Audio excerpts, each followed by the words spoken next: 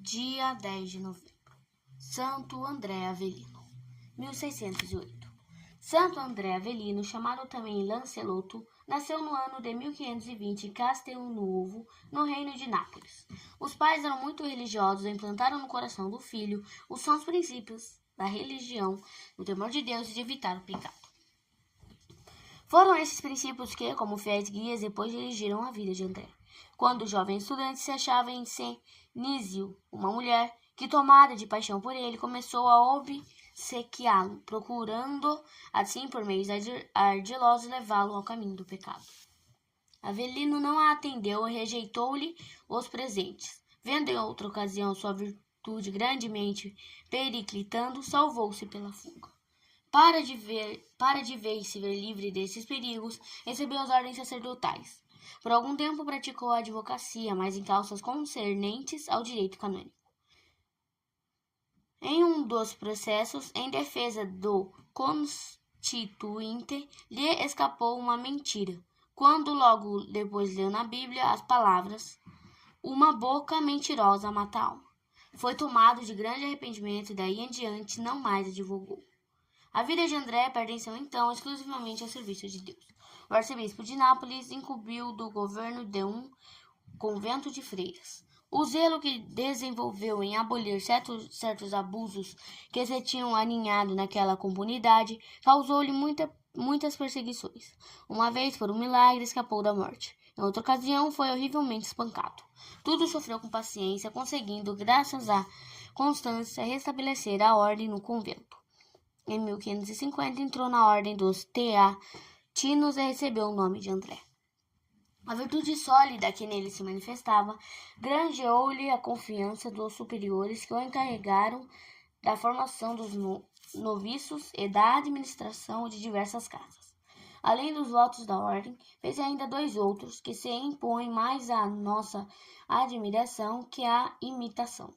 O voto de agir sempre contra a vontade própria e outro de progredir sempre na perfeição cristã. O amor a Deus e ao próximo inspiraram-lhe a máxima escrupulosidade em aproveitar o tempo.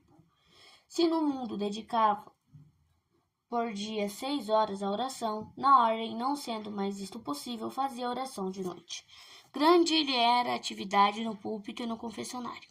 Muitos pecadores se converteram a Deus, outros abandonaram os vícios, e muitos que viviam em inimizade encontraram a paz da alma. Apesar dos grandes merecimentos, tinha-se o santo em conta de grande pecador, e mais de uma vez externou sérios receios acerca da própria salvação.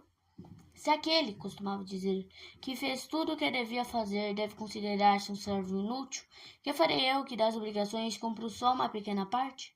Elevando o olhar ao céu, dizia: aquelas habitações magníficas dos espíritos celestiais estariam abertas para uma criatura mísera, desprezível e má como sou? Nos últimos 18 anos de vida não comia nem carne nem ovos. O único alimento que tomava era feijão cozido em água. É verdade, dizia, pela idade que tenho, estou dispensado da lei do jejum e da abstinência. Mas quando me lembro dos meus pecados e da negligência com que servia a Deus, acho muita razão em castigar o meu corpo pela mortificação, para assim aplacar a ira divina. Assim falava André Avelino, o qual, segundo o testemunho dos seus confessores, não tinha perdido a inocência batismal. O leito de André era um duro colchão. Todos os dias disciplinava duramente o corpo.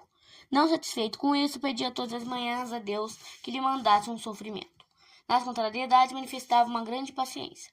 Nas perseguições, uma mansidão sem igual. E os inimigos e perseguidores retribuía com verdadeira caridade, como mostra o seguinte exemplo. O filho do irmão de André foi assassinado, sem que pessoa alguma soubesse quem era o criminoso. André sabia-o, mas não fez declaração alguma. Quando afinal o assassino foi descoberto, André implorou a clemência dos juízes em favor do mesmo. Terníssima era a devoção que André Avelino tinha à sagrada paixão e morte de nosso Senhor Jesus Cristo. E é tudo o que faço e sofro, assim se exprimiu o santo.